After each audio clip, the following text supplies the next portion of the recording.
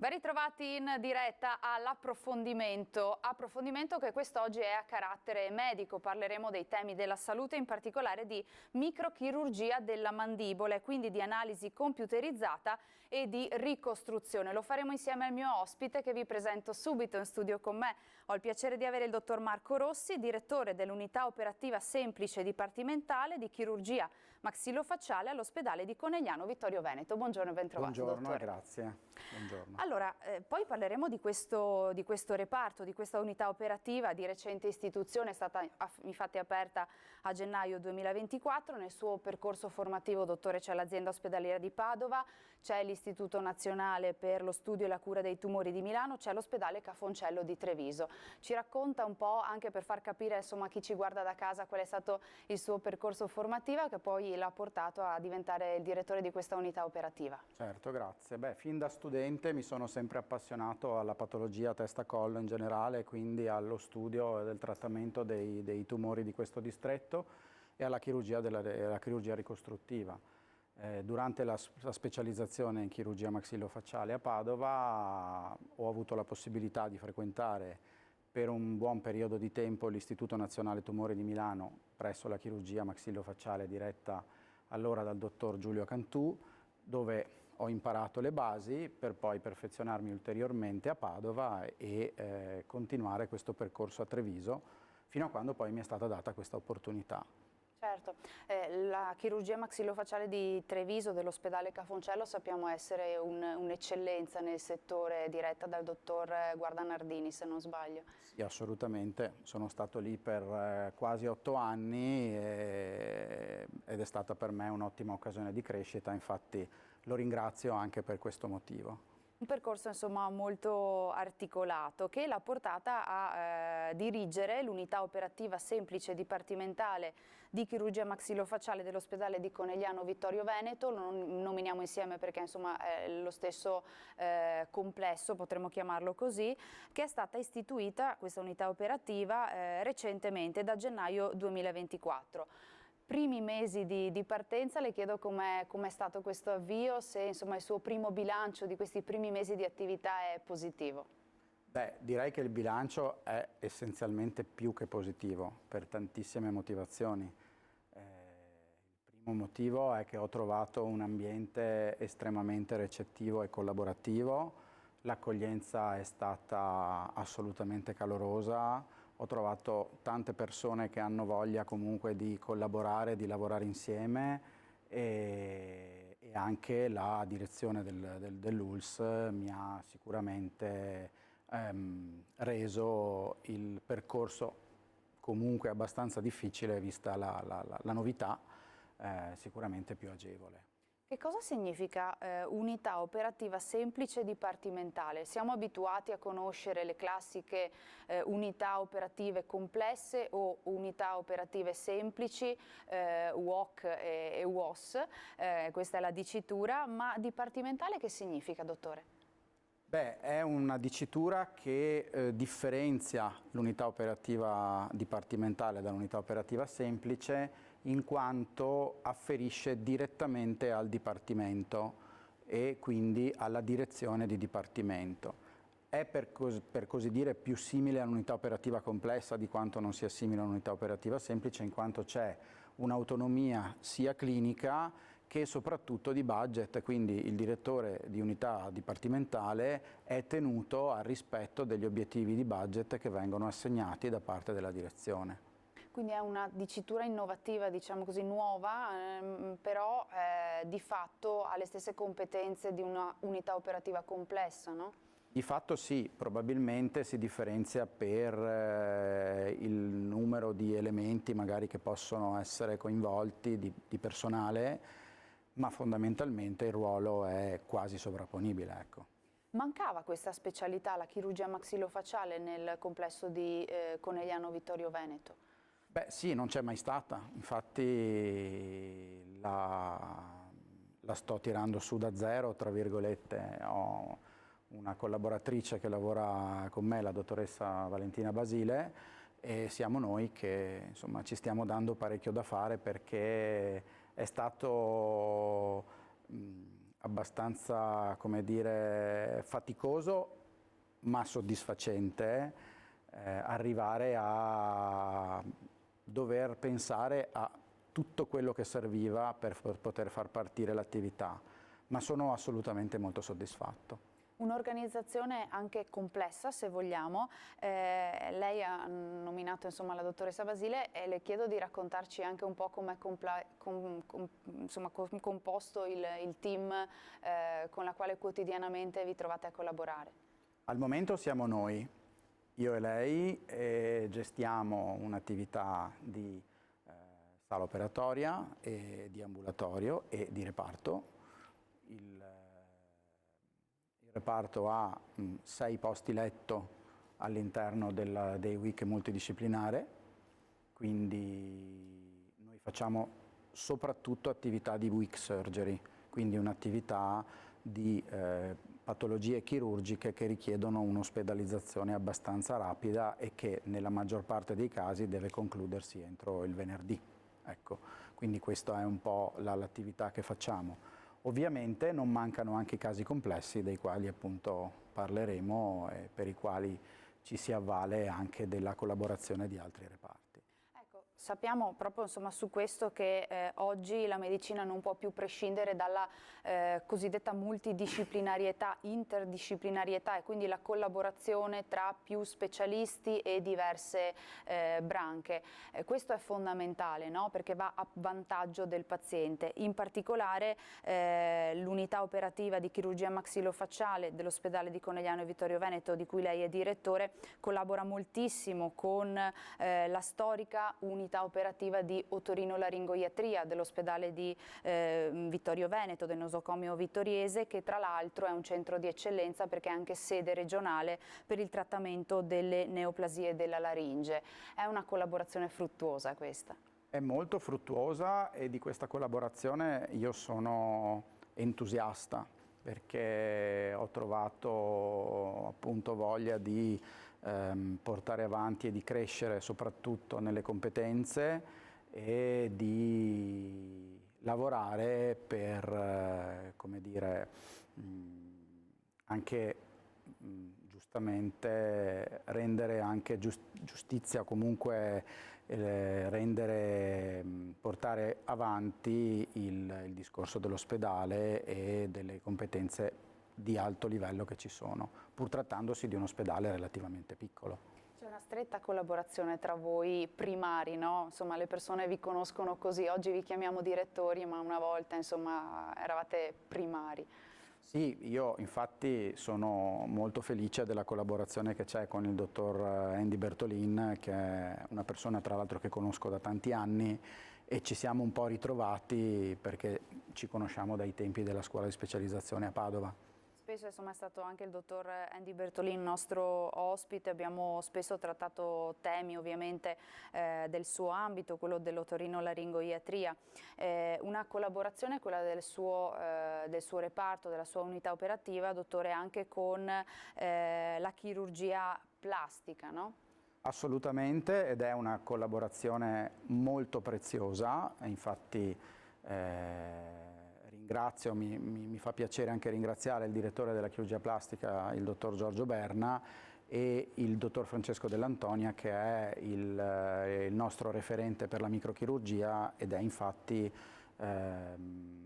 titolare di altissima specialità in questo all'interno dell'ULSS 2. Le chiedo, dottore, quali potenzialità hanno queste collaborazioni? Il fatto, no, che questa multidisciplinarietà, interdisciplinarietà si potenzi, si sviluppi ulteriormente e insomma ci sia sempre più collaborazione tra le varie specialità. Che potenzialità ha questo?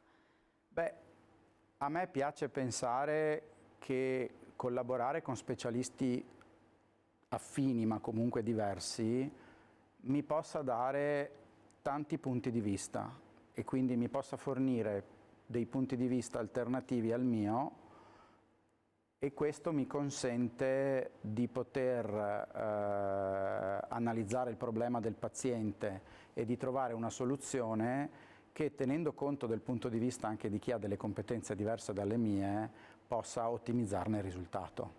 Quindi più competenze per arrivare insomma al risultato, che è quello che deve andare necessariamente, indubbiamente a vantaggio del paziente e dei cittadini di conseguenza. Assolutamente.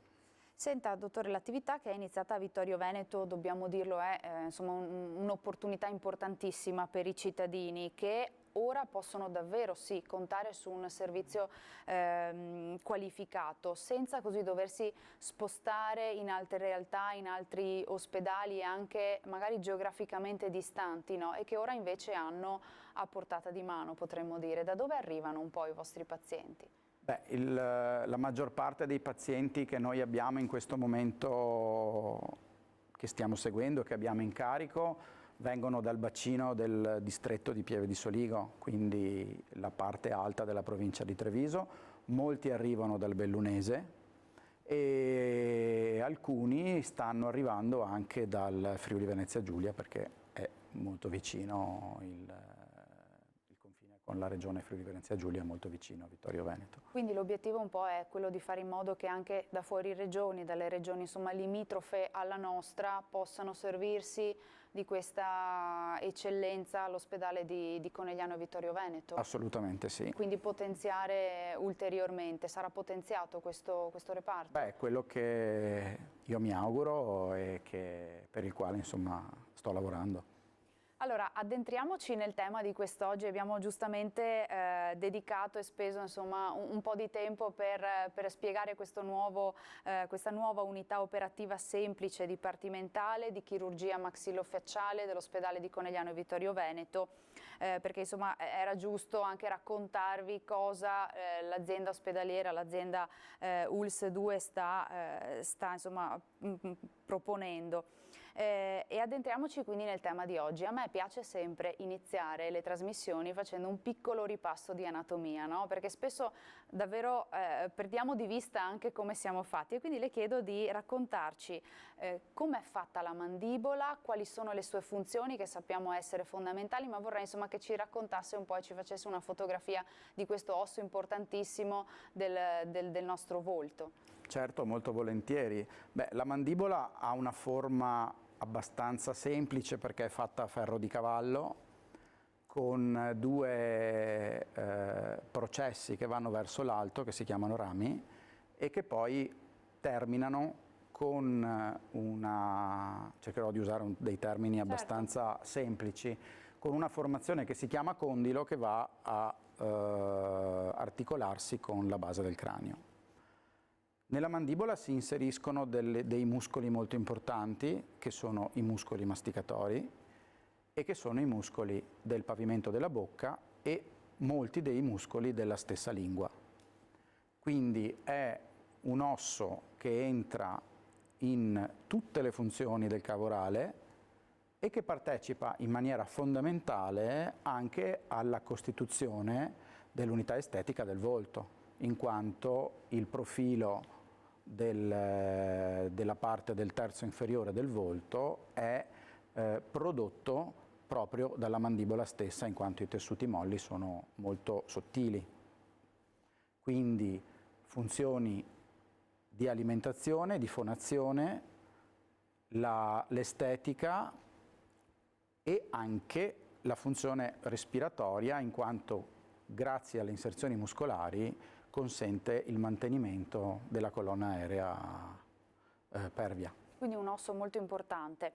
Ricordo ai nostri telespettatori da casa che siamo rigorosamente in diretta e quindi attendiamo anche le vostre domande o le vostre curiosità. Se avete insomma qualche domanda da porre al nostro ospite, 0422 16 28 332, grazie alla regia di Alessandro Granziera e Simone Merlo di proporci il numero in sovraimpressione, quindi aspettiamo anche le vostre telefonate e le vostre curiosità che rivolgeremo al dottor Rossi. È un osso che cambia, dottore, sempre parlando di anatomia, nel corso della vita di una persona cambia, si sposta, si muove, si subisce insomma delle variazioni? Beh, assolutamente sì, nel senso che sappiamo che intanto il tessuto osseo non è un tessuto inerte, ma è un tessuto che sicuramente ha un basso metabolismo, ma ha una sua vita e si modifica nel corso del tempo.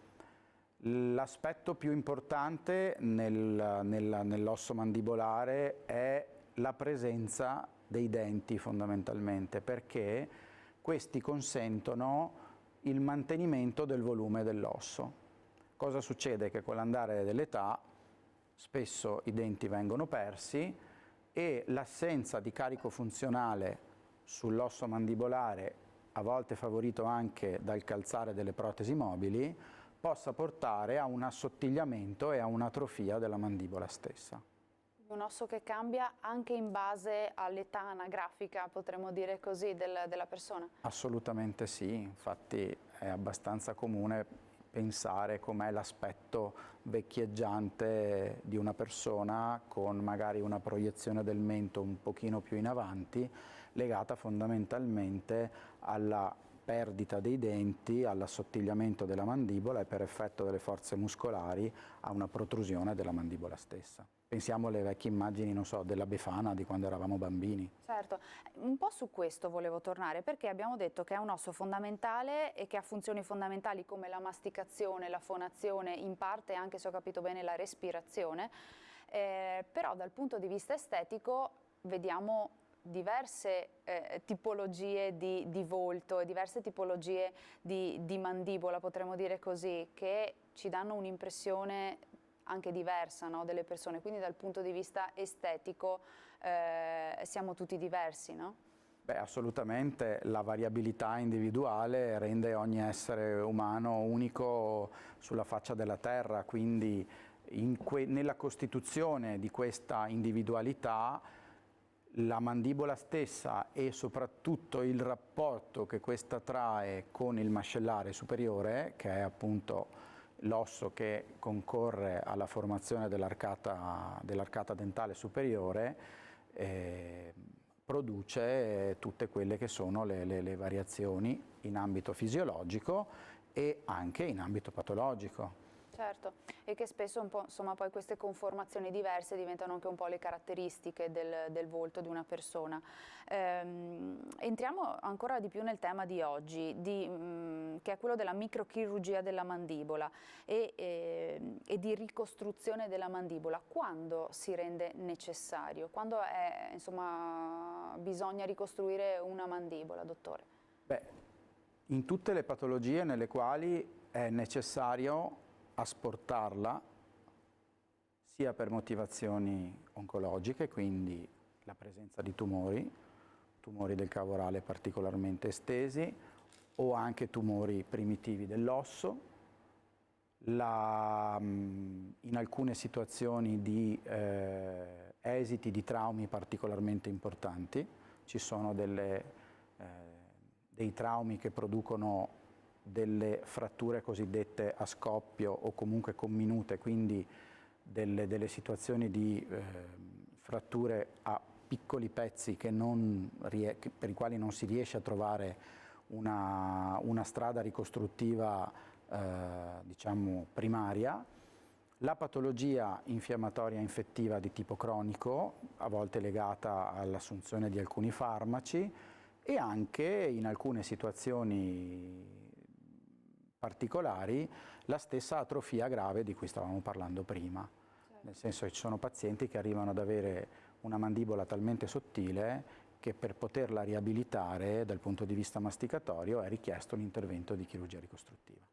Quanto sono frequenti queste patologie che appunto, come abbiamo detto, a grandi linee comportano un po' la necessità di intervenire con una ricostruzione, quindi con un intervento, poi capiremo anche la complessità e la delicatezza di questo intervento? Beh, i tumori della bocca non sono tra i tumori più frequenti, nel senso che sono meno del 5% di tutti i tumori maligni. Il Veneto purtroppo ha un triste primato, in quanto i tumori del testa-collo hanno un'incidenza di 2-3 volte la media nazionale, e questo è legato probabilmente all'abuso di alcol e fumo nella nostra regione, probabilmente. Quindi non sono molto frequenti, ma comunque un paio di casi al mese alla fine li vediamo. Non sono pochi, No, infatti non sono pochi. di casi al mese. C'è una prevalenza di sesso maschile o di sesso femminile? C'è un'età più ricorrente oppure insomma non si riesce a fare una stima perché in realtà un po' non esiste questa incidenza? Ma in particolare su questo tipo di situazione, di patologia, non sono in grado di dire perché comunque ci sono statistiche abbastanza discordanti. L'età è generalmente, sono pazienti tra i 50 e i 75 anni, quindi questo è bene o male il range. Per un braccio rotto o una gamba rotta si passa insomma al classico gesto che Certo. tutti un po' nella vita una volta almeno è capitato di dover utilizzare. Per la mandibola chiaramente no, e quindi è un'operazione, quella di ricostruzione di microchirurgia della mandibola, particolarmente delicata e raffinata proprio perché si pone degli obiettivi importanti, dottore.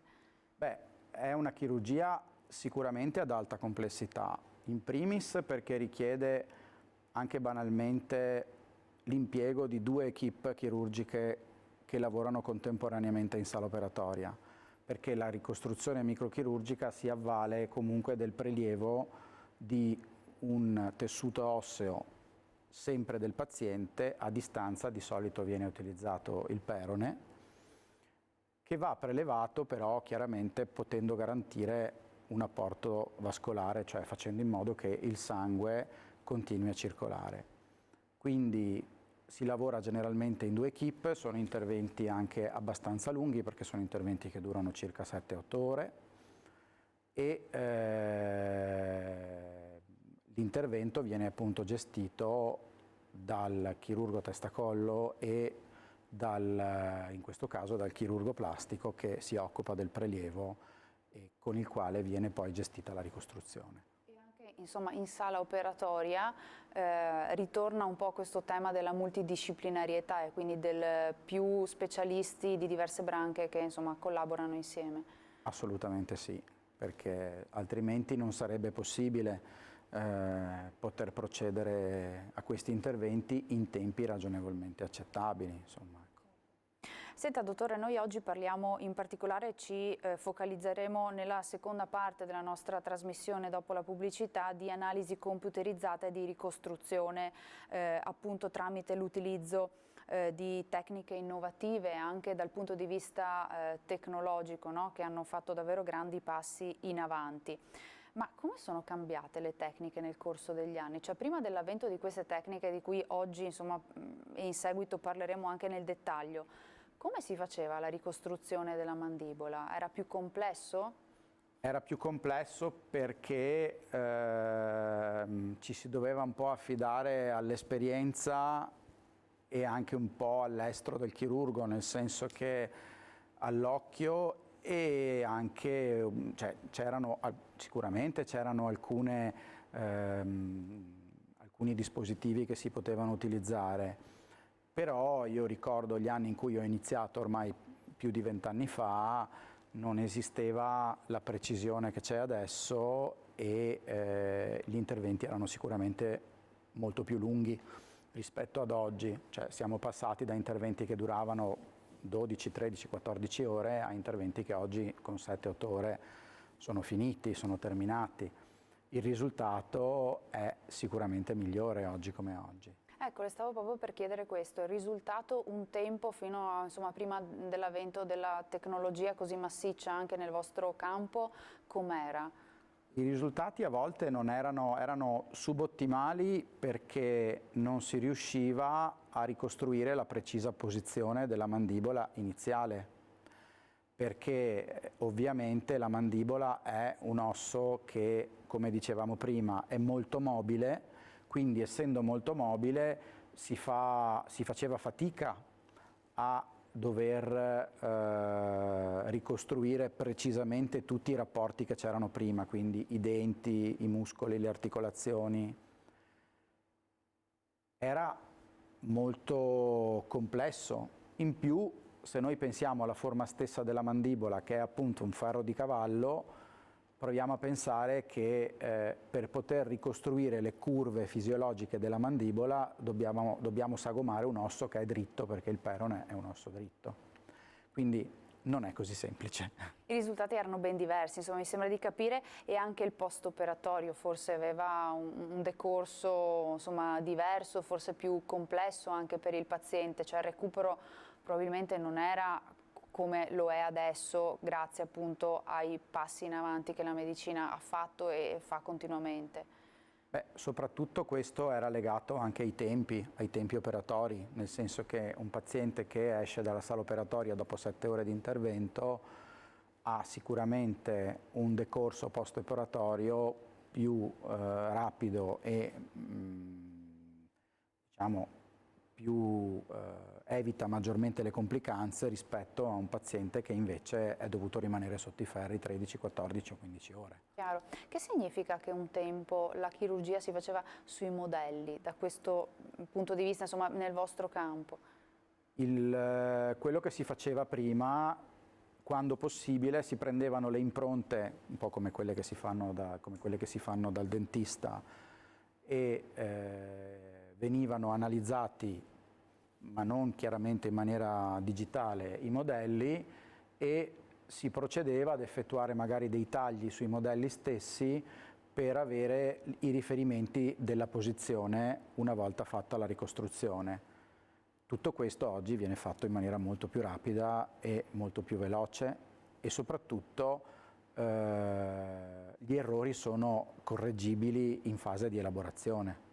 Oggi anche in maniera più precisa, no? Assolutamente sì. Allora, noi ci fermiamo per una brevissima pausa di pubblicità, davvero un paio di minuti. Rimanete con noi perché poi insomma parleremo della rivoluzione tecnologica e quindi anche dell'utilizzo del computer, della elaborazione 3D, della ricostruzione virtuale che poi il dottor Rossi ci spiegherà, viene fatta prima ma anche durante l'intervento. Rimanete con noi, pochi minuti di pausa, tra poco.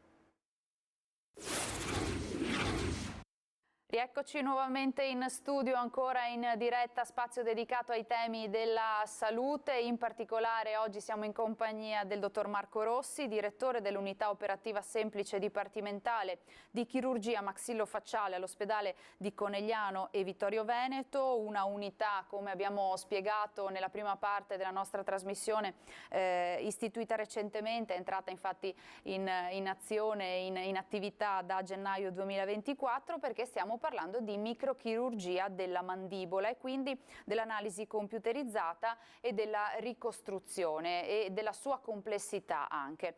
Le pongo una domanda da casa che ci è arrivata durante la pubblicità, dottore. Vediamo se riusciamo a dare una risposta alla nostra o al nostro telespettatrice, che ci dice di aver avuto un intervento di avanzamento mandibolare per risolvere un problema di malocclusione e a distanza di alcune settimane ha ancora molto dolore. Le chiede se è normale, che suggerimento possiamo dare, intanto se ci spiega che cos'è l'intervento di avanzamento mandibolare.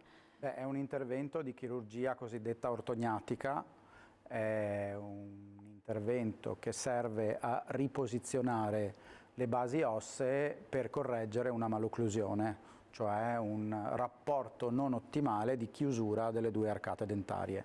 Ve la faccio molto semplice. Attraverso l'esecuzione di alcune osteotomie la mandibola viene rotta e riposizionata nella posizione corretta. È abbastanza normale che ci sia un certo dolore nel post-operatorio. Il consiglio comunque è di tenere monitorata la situazione e che se la cosa dovesse proseguire per altre 2 settimane di rivolgersi al professionista che lo ha in carico per valutare che non ci siano eventuali problemi. Quanto è complesso questo intervento? Beh, questo è un intervento relativamente semplice dal punto di vista dell'esecuzione. È un intervento che fa parte del patrimonio base della chirurgia maxillofacciale ed è un intervento che viene anche eseguito con una certa frequenza. Potremmo dire di routine? Sì, quasi? è un intervento abbastanza di routine, direi di sì.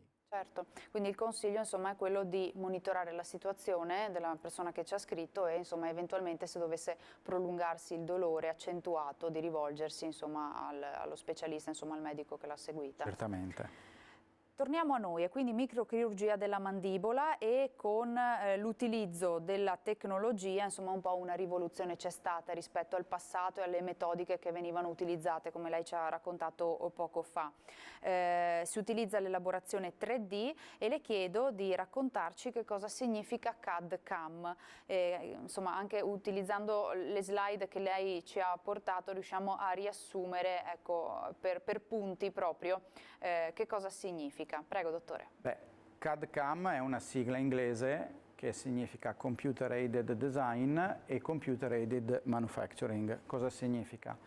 Significa che ci si avvale della tecnologia del computer sia per progettare il tipo di lavoro che noi stiamo facendo che per procedere a una stampa tridimensionale di oggetti che ci possono servire al fine di eseguire l'intervento chirurgico. Quindi cosa viene fatto? Vengono acquisite le immagini dell'attacco del paziente, viene fatta una elaborazione tridimensionale, in collaborazione con l'ingegnere informatico viene programmato l'intervento quindi in maniera virtuale sul modello tridimensionale e parimenti viene anche programmata la ricostruzione. Ora ci dovrebbero essere delle immagini anche certo. Adesso le vediamo subito, prima darei spazio a una telefonata da casa che è arrivata e poi insomma, proseguiamo con insomma, la visione delle slide. Pronto, buongiorno, chi c'è in linea con noi? Buongiorno. Buongiorno, con chi parliamo? Romano Gabriele. Buongiorno, prego, ci dica pure. Ecco, tanti anni fa, mi continuava ad andare fuori da mandibola.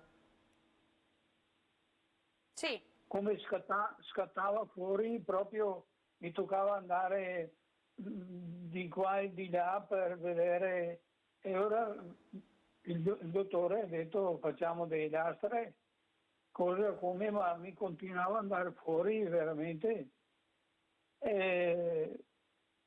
Facevo una lastra e dopo la portavo giù Vicenza.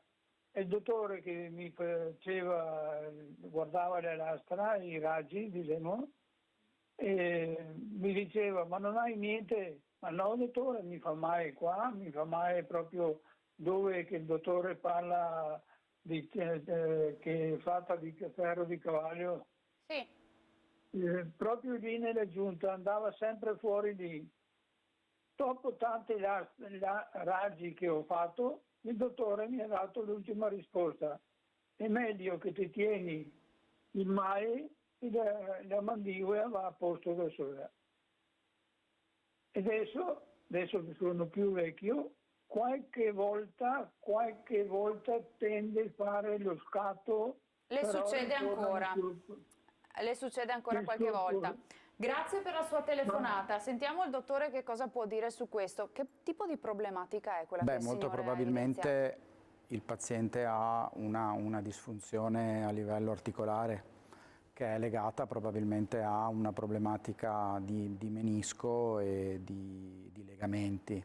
L'articolazione si chiama articolazione temporomandibolare, è un'articolazione molto complessa e può risentire di alcuni fatti patologici, in particolare, soprattutto con l'avanzare dell'età, i fenomeni artrosici possono creare situazioni di questo tipo. Quando si decide di intervenire o di non intervenire, come nel caso del signore?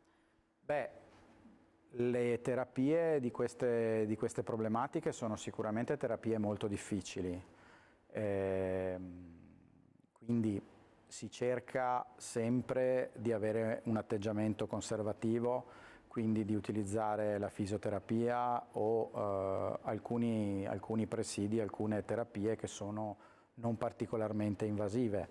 A tal proposito ricordo che comunque a Treviso c'è il Centro regionale per i disturbi dell'articolazione temporomandibolare, che è diretto proprio dal mio collega, dal dottor Guardanardini, che ha una grande esperienza su questo tipo di patologie. Chiaramente si occupa anche di questo. Esatto. Tornando a noi, dottore, abbiamo detto la ricostruzione 3D, la stampa 3D dei modelli e delle guide. Che cosa possiamo vedere in questa immagine, dottore? Ecco, qui vediamo come l'elaborazione delle immagini TAC ci mostra una situazione di completa distruzione di tutta l'emimandibola di sinistra di questa paziente. Attraverso l'applicazione dei protocolli computerizzati vediamo che è stata creata una sezione, vedete quel disco blu con la sezione gialla, noi abbiamo posizionato la guida e cosa abbiamo fatto? Per ricostruire la zona mancante, perché come vedete tutta l'emimandibola di sinistra non c'è, abbiamo utilizzato una tecnica che si chiama mirroring, cioè abbiamo specchiato la porzione sana, in quanto noi abbiamo un asse di simmetria, e abbiamo ricostruito virtualmente la mandibola. Su di questa poi abbiamo costruito anche il modellino per poter provvedere alla ricostruzione con l'osso del perone. Eccolo qua. Ed è esattamente questo. Quindi abbiamo sagomato, vedete l'osso del perone è un osso dritto, quindi abbiamo creato dei vagoni che fossero posizionati nello stesso spazio tridimensionale della mandibola che abbiamo ricostruito virtualmente, abbiamo stampato e sulla stampa è stata piegata una placca di sintesi e sono state effettuate, vedete, sulla placca di sintesi poi è stato montato l'osso di ricostruzione. E questa è la ricostruzione in... Questo è un modellino che viene stampato, è un modellino in resina che viene fatto con una stampante 3D a dimensione reale, quindi io so che quella è la mandibola della paziente, ho piegato, vedete la placca in titanio che serve appunto a mantenere e a fare quella che si chiama osteosintesi, la posizione del perone in questo caso è corretta e viene mantenuta dal pre-piegamento della placca che è stato fatto prima. Quindi poi vado in sala operatoria, la calzo e di fatto ho ottenuto la posizione che volevo. Chiaro. Altra telefonata da casa. Pronto, buongiorno, chi c'è in linea con noi? Sì, buongiorno, sono la signora Vencato di Vicenza. Buongiorno signora, prego. Sì, chiedo se è a sua conoscenza del medico la sindrome della bocca urente. Certo. Voleva sapere qualche cosa in particolare? Se è curabile, perché sono 3 anni che provo integratori, acido ialuronico, gel, colluttori, ma niente, non passa. Grazie per la sua telefonata, signora, grazie. Cosa possiamo rispondere alla telespettatrice, dottore? Beh, la sindrome della bocca urente sicuramente è una patologia di difficilissimo trattamento, perché non si conoscono le reali cause, bisogna fare un percorso diagnostico molto complesso perché vanno escluse tutte le altre cause, alcune delle quali possono essere molto più gravi, e la terapia purtroppo non esiste una terapia eziologica, cioè una terapia sulle cause, in quanto le cause non si conoscono. Si sa che il paziente ha la bocca che brucia, sappiamo perché? No, non lo sappiamo, è sicuramente una patologia che richiede una super specialità, che è la patologia orale, per la quale esistono molti specialisti che si occupano di questa branca della stomatologia, dell'odontoiatria, della chirurgia maxillofacciale, che hanno in carico questi pazienti. Purtroppo a volte i risultati delle terapie non sono così soddisfacenti. Quindi una terapia che va a curare il sintomo, sì, ma non la causa, di esatto. fatto. Ultima immagine che vediamo, dottore, modellazione dei dispositivi di fissazione. Questo viene fatto prima dell'intervento. Questo viene fatto prima dell'intervento, quindi con la comodità di un tavolo e una sedia, senza ovviamente la fretta e lo stress legati al fatto che il paziente è anestetizzato e sta subendo un intervento chirurgico. Quindi il dispositivo di fissazione può essere modellato con calma e verificato, dopodiché viene portato a sterilizzare e viene impiantato in sede di intervento generalmente o il giorno dopo qualche giorno. Quindi, se ho capito bene, si fa una sorta di ricostruzione virtuale e a computer di quello che sarà l'intervento, ma anche di quello che sarà il risultato finale poi, che insomma si andrà ad apprezzare? Esattamente sì, nel senso che io ho bisogno di sapere dove precisamente collocare nello spazio questi frammenti di perone rivascolarizzato al fine di poter ridare un profilo normale al paziente stesso. Chi si occupa di questo? Cioè, abbiamo parlato dell'utilizzo dell'elaborazione 3D, chiaramente viene fatto con l'utilizzo di software appositi, non è il medico ma è un tecnico apposito che lo fa? Sì, c'è un ingegnere informatico appunto che collabora e con il quale lui gestisce tutta la parte chiaramente informatica, mi chiede dove voglio, tra virgolette, tagliare l'osso, come lo voglio mettere, e questa cosa tra l'altro viene fatta anche molto velocemente perché si fa anche online fondamentalmente, quindi lui condivide la sua schermata, gli dico dove dove posizionare le guide e la cosa viene espletata nel giro di pochissimi minuti. Da quando si utilizza questa tecnica? Cioè da quanto è diffusa e viene appunto praticata? Che io abbia memoria sarà non più di una decina d'anni, nel senso che poi chiaramente è una tecnica che è in costante evoluzione, quindi anche gli stessi programmi di elaborazione 3D che c'erano 10 anni fa non sono così raffinati come quelli che ci sono adesso. Questo si vede perché effettivamente quando si va in sala operatoria oggi rispetto a quando si faceva 10 anni fa, si vede che la precisione è migliorata, perché ovviamente ogni programma, ogni software può avere dei margini di errore.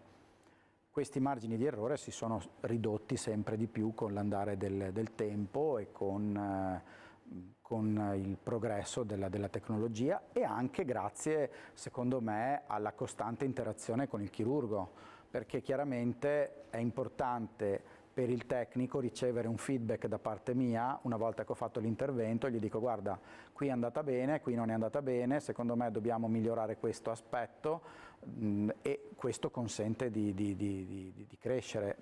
È una forma di multidisciplinarietà anche questa. Le lancio una provocazione. Fa tutto il computer? Cosa fa il medico? Perché è importante la mano del medico? Il computer intanto da solo non fa nulla. Nel senso che il computer fa quello che gli dice la persona che c'è davanti. Quindi il computer è un mezzo e questa è una cosa. L'esperienza non è sostituibile sia per quello che ho appena detto, cioè avere un atteggiamento critico di quello che si sta facendo nella correzione degli errori.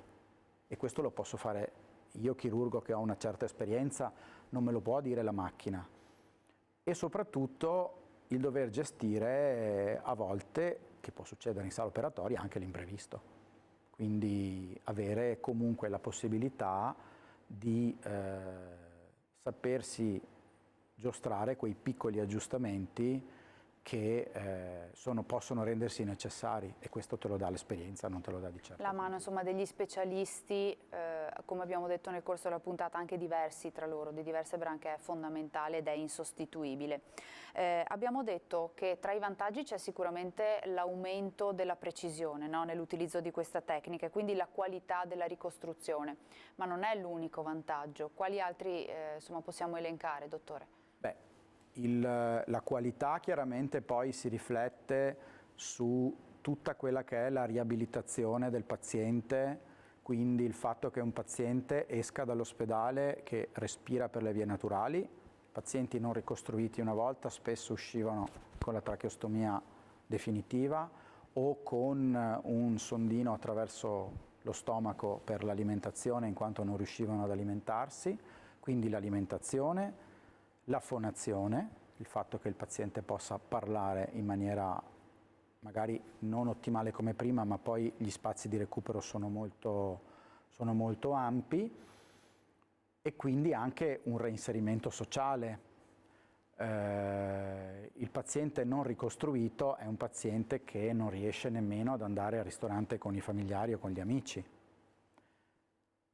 E questo è un aspetto importante. Un altro aspetto molto importante di questa tecnica è che c'è stata e che consente una drastica riduzione dei tempi operatori, vuol dire minore immorbidità per il paziente e un più rapido recupero. Perché quanto dura un intervento di questo genere, come abbiamo detto, dottore? Beh, questi sono interventi che generalmente durano tra le 6 e le 8 ore. Dipende Quindi poi sono insomma, dalla complessità. abbastanza lunghi, sì. Senta, abbiamo visto nelle slide insomma, che ci ha mostrato che vengono utilizzati anche diversi materiali, delle viti, poi insomma, in termine tecnico non so come si dicano, però c'è una rischiosità nell'utilizzo di questi materiali, c'è la necessità che dopo un certo periodo di tempo vengano rimossi. Cosa possiamo dire da questo punto di vista? Beh, il titanio è un elemento che viene utilizzato nei dispositivi impiantabili ormai credo ormai saranno 50 anni che viene utilizzato. È un materiale assolutamente inerte e biocompatibile, è il materiale che viene utilizzato anche negli impianti dentali, ne avrà sentito parlare, quindi è un materiale che riesce a come dire, integrarsi nell'organismo, soprattutto nel tessuto osseo. In alcuni rari casi può rendersi necessaria la rimozione dei dispositivi perché in alcuni rari casi possono avvenire delle infezioni e quindi può rendersi necessario l'intervento di rimozione, ma che generalmente non è un intervento particolarmente invasivo. Insomma, sono delle eventualità, insomma, mi sembra di capire. Abbiamo elencato i vantaggi di tale tecnica, secondo lei invece esistono anche dei limiti? Beh, sinceramente forse il limite potrebbe essere un po' il pensare, come dicevamo prima, che il computer faccia tutto lui e farci un po' perdere lo spirito critico e la capacità di capire che per arrivare a gestire queste possibilità tecnologiche abbiamo comunque davanti un certo tipo di percorso. Quindi questo lo dico soprattutto a chi magari è un pochino più giovane, si approccia alla metodica, cioè il CAD/CAM sì, è utile, ma è di completamento all'esperienza, non è di sostituzione. Risultato finale sicuramente è quello di recuperare una funzionalità della mandibola, ma tra gli obiettivi c'è anche il miglior esito estetico. In quanto tempo un paziente guarisce? Quali sono i tempi di guarigione dopo un intervento di questo genere, dottore? Beh, allora, generalmente sono pazienti che rimangono ricoverati all'incirca un paio di settimane. Questo per consentire che le ferite all'interno del cavo orale possano guarire e poi vengono mandati a casa. Quando vengono dimessi sono pazienti che comunque si alimentano regolarmente e respirano regolarmente. Diciamo che per avere un risultato stabile dal punto di vista estetico e funzionale ci diamo almeno 6 mesi. Però in questi 6 mesi il paziente non è debilitato, è un paziente comunque che può ritornare a tutte le sue funzioni, a espletare tutte le sue funzioni e può avere una vita sostanzialmente normale. C'è bisogno di una sorta di riabilitazione? Beh, sicuramente alcuni pazienti possono essere trattati se necessitano di avere una riabilitazione alla deglutizione, quindi vengono inviati al foniatra e al logopedista. In alcune situazioni si possono per esempio riabilitare dal punto di vista dentale con il posizionamento di impianti osteointegrati nel perone stesso e il confezionamento per esempio di una protesi fissa. Ultimissima cosa, perché siamo davvero in chiusura, cambia l'aspetto estetico della persona? Beh, è quello che vogliamo che non succeda ovviamente, quindi noi vogliamo dare al paziente un aspetto che sia lo stesso che aveva prima. Questo è l'obiettivo. Vedo che con questa tecnica, oggi come oggi, secondo me ci si riesce con dei risultati più che soddisfacenti. Chiaramente alcune cicatrici rimangono, ma che con l'andare del tempo comunque migliorano e la qualità di vita è assolutamente più che accettabile, direi, anzi più che buona. Grazie al dottor Marco Rossi, direttore dell'unità operativa semplice dipartimentale di chirurgia maxillofacciale all'ospedale di Conegliano e Vittorio Veneto. Grazie dottore per essere stato così anche semplice, no, nello spiegarci un tema sicuramente complesso, e buon lavoro.